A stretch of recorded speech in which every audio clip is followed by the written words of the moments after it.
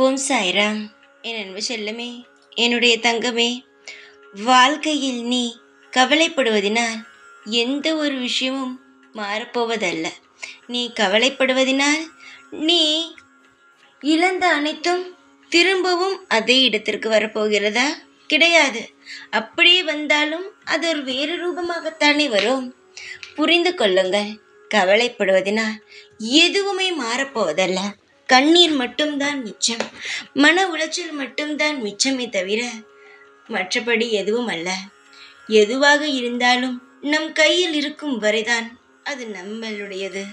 அதுவே கை மீறி போன ஒரு விஷயமாக இருந்தால் அது நிச்சயமாக நம்முடையதல்ல. அதை முதலில் அனைவரும் புரிந்து கொள்ளுங்கள். வாழ்க்கையில் நம் எந்த அளவு எல்லாம் கடந்து போகும்.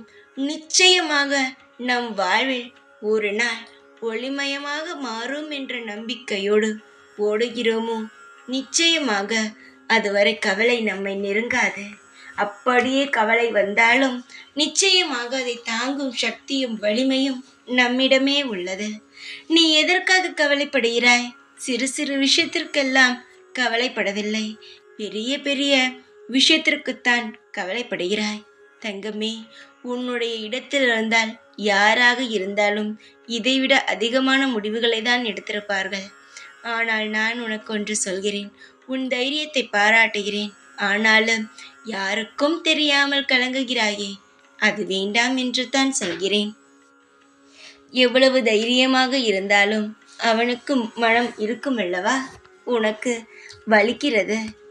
நிச்சயமாகவே உன் வாழ்வில் இருக்கும் அனைத்து வழிகளையும் நான் நீக்குகிறேன். அதனால் கவலை வேண்டாம். உன் வாழ்க்கையில் கஷ்டத்தை கொடுத்த நான் உன் வாழ்க்கையில் இஷ்டத்தையும் தருவேன். அதனால் எதையும் கண்டு நீ கவலைப்படக்கூடாது.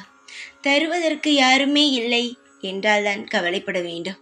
தருவதற்கு சந்தோஷங்களை அள்ளி உன்னுடைய வாழ்க்கையில் வந்து சேர்ப்பதற்கு இங்கு நான் உனக்கு இருக்கிறேன்.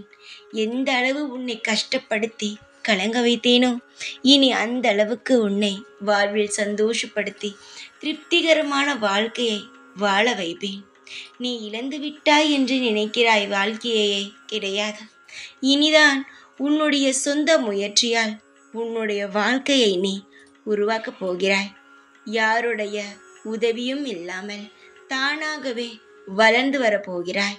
தங்கமே, எப்பேற்பட்ட நிலையாக இருந்தாலும் மனதை மட்டும் விட்டுவிடாதே. ஒரு நிலையாக வைத்துக்கொள். ஏதாவது சிறிய கவலை வந்தாலும் அதை யோசித்து யோசித்து நீ தேவையில்லாமல் குழம்பி தவிக்காதே. எல்லா விஷயத்திற்கும் ஒரு நிச்சயமாக முடிவுண்ட காலம் அந்த முடிவை உனக்கு காட்டும். தைரியமாக இரு. எல்லா நாளும் உனக்காகவே நான் இருப்பேன். ஓம் சாய்ராம்.